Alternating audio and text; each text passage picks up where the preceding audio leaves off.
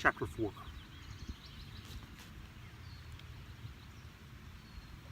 When Eliza was gone, he also left the bedroom, locking the door before he walked down the hall. He didn't plan on coming back for some time as an idea had come to him. The hall was becoming darker as the sun began to set. He stopped at the door of Princess Bailey's room and knocked rather roughly on the thick oak. He was answered by her voice. "Enter."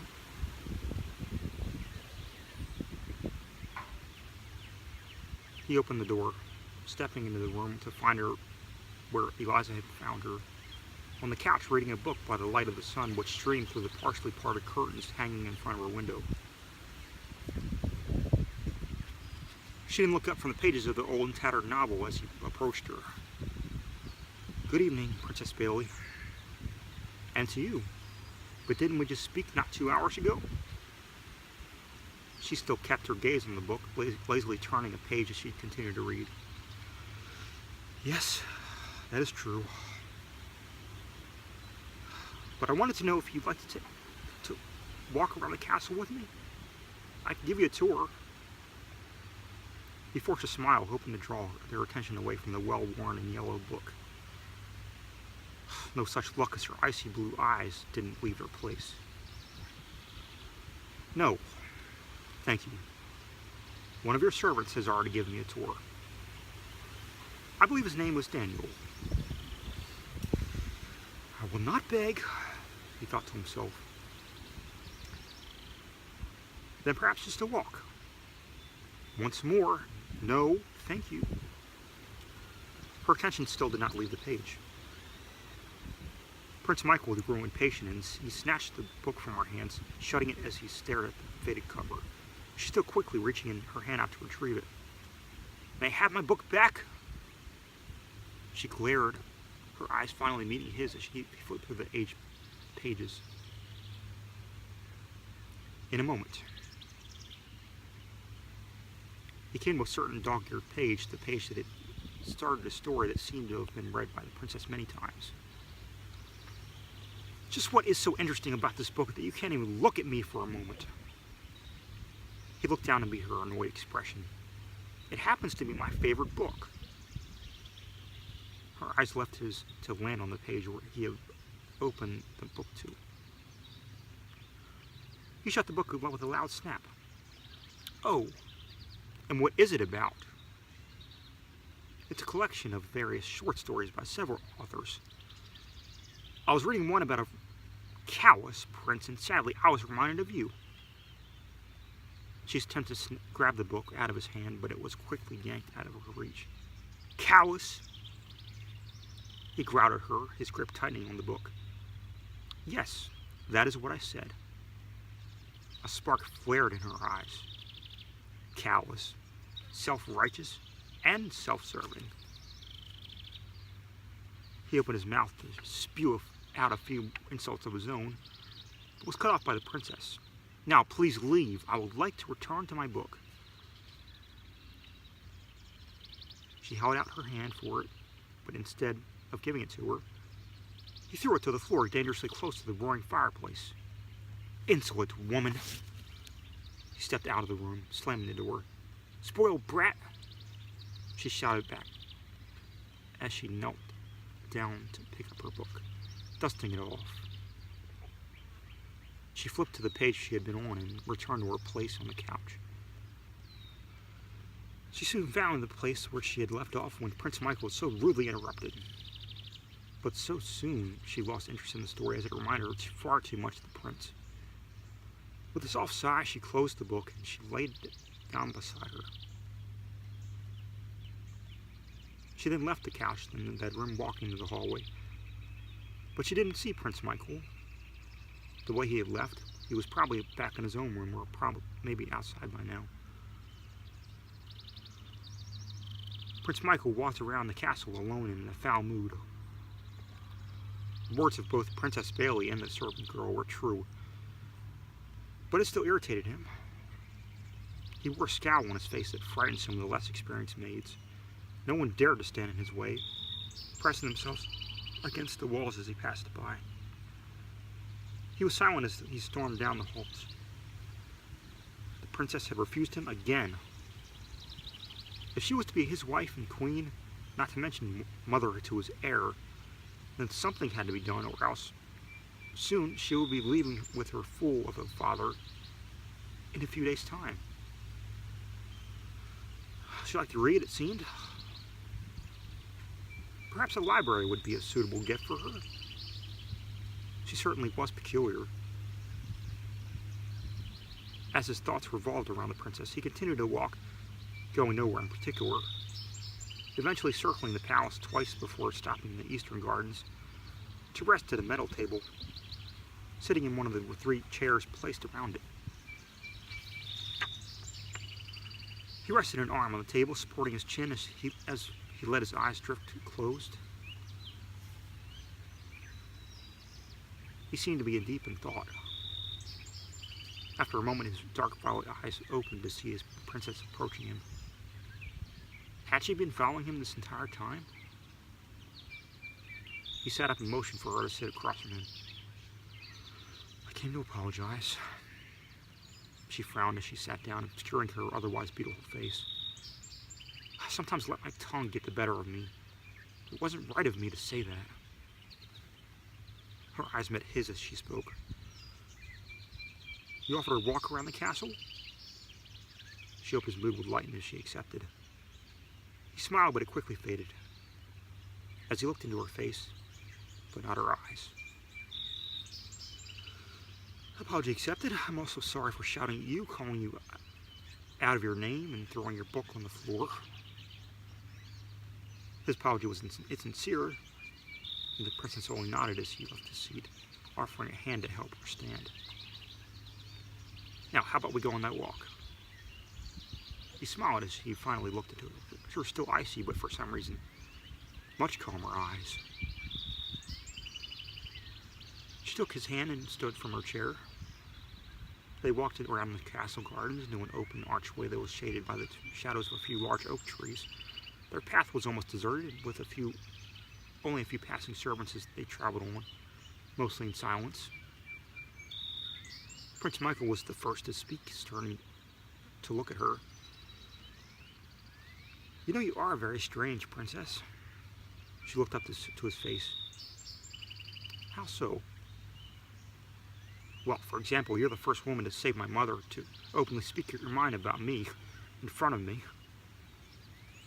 A small smile crossed her face. "My father taught me to never bottle things up, that it was unhealthy." Her smile faded as she continued. "But he also told me to never let my tongue get the better of me."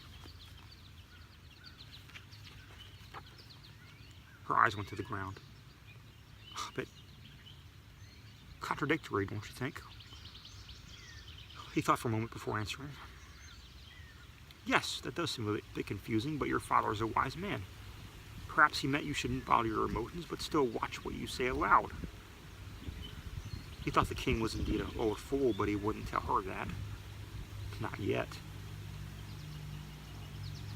"I suppose so." She sighed, looking back up at him. "My father is very wise, but he can also miss certain things that are right in front of him. Perhaps that's why some people call him a fool. Not to his face, of course." "Of course not." He scowled. "To insult King Victor in front of him will be death." He smiled down at her. "Besides that, they're just jealous that he holds the crown and the throne in your realm." "I suppose." She faced in front of him as they kept walking, not really sure where they were going. "But no, he is no fool." He still held her hand, looking into her face. She smiled once more, soft and sweet. "Thank you. I'm glad someone sees that." He knew she was being completely honest with him, and he felt a pang of guilt for not doing the same favor.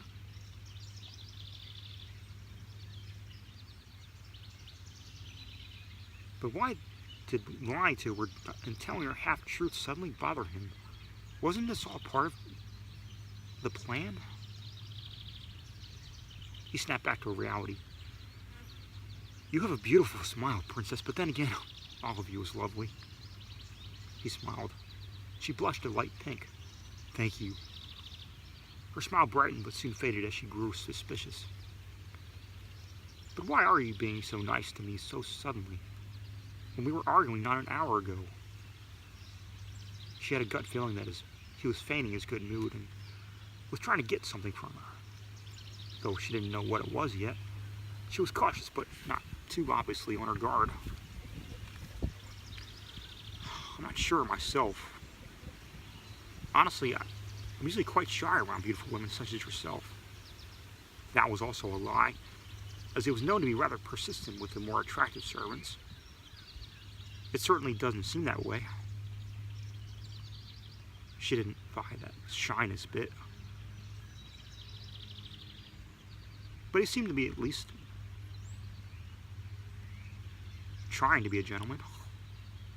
So she decided to see how far he would go before he blew up again. She sighed softly as they traveled on. So how was your day? Very well, now that you won't bite my head off. He was in truth thankful she had calmed down after their encounter in the garden and they weren't shouting. Well, I wouldn't yell at you if you didn't act like such a spoiled brat all the time. She turned away from him. But I apologize. As I said before, sometimes my tongue gets the better of me. And when you do apologize, Princess, he held up a hand. I must learn to be much more impolite. He must stay on her good side, at least until after the wedding. Then he removed out that sharp tongue himself if he had to. On a different note, I was thinking I could take you somewhere outside the castle. She stopped a step in front of him.